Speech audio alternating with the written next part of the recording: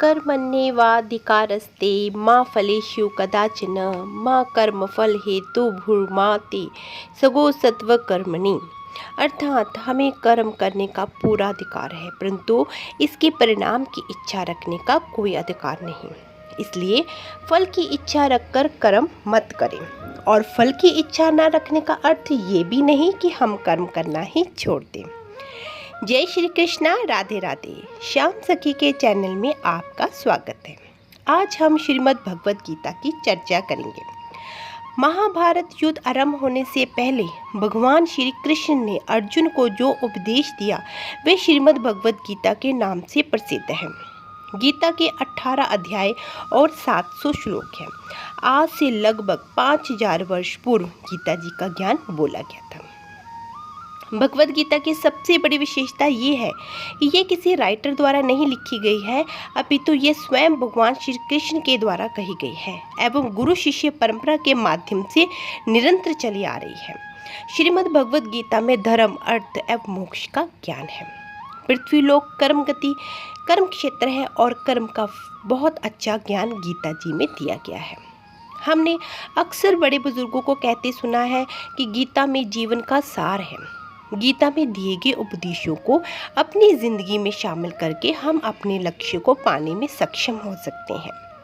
जितना फल हमें गंगा स्नान से मिलता है, उससे भी 10 गुना फल हमें गीता रूपी गंगा के अध्ययन से मिलता है।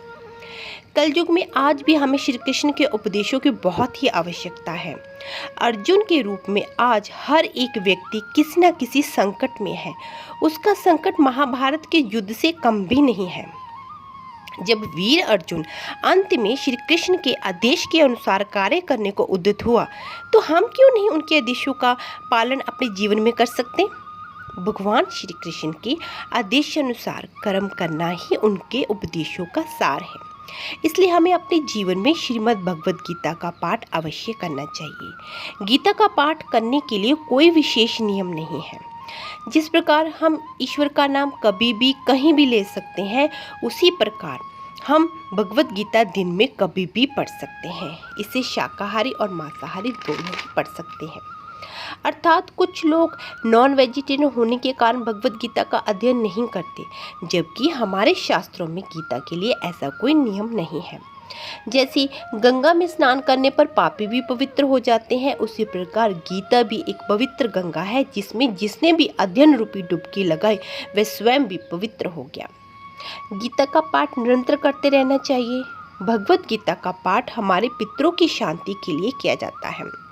कुछ लोग श्राद्ध पक्ष के 15 दिनों में निरंतर गीता का पाठ करते हैं। कहते हैं इससे पितरों को शांति एवं मोक्ष की प्राप्ति होती है। हम हर मास की अमावस्या को गीता के 7वें अध्याय का पाठ भी कर सकते हैं और ये भी बहुत अच्छा होता है। गीता के हर अध्याय की अपनी अलग विशेषता होती है। जैसे पुरुषोत्तम मास, जिसे मलमास भी कहा जाता है, जो हर 3 साल के बाद आता है, उसमें यदि हम गीता के 15वें अध्याय का पुरुषोत्तम योग का अध्ययन करते हैं तो घर में बरकत, बीमारियों की दूरी होती है और लड़ाई झगड़े बंद होते हैं। गीता के हर एक अध्याय का अपना अलग ही महत्व है। इसलिए हमें श्रीमद् भगवद गीता का अध्ययन अवश्य करना चाहिए, क्योंकि भगवद गीता साक्षात भगवान श्री कृष्ण है जो आज भी हमारे सारथी बनने को तैयार हैं। जय श्री कृष्णा, राधे राधे।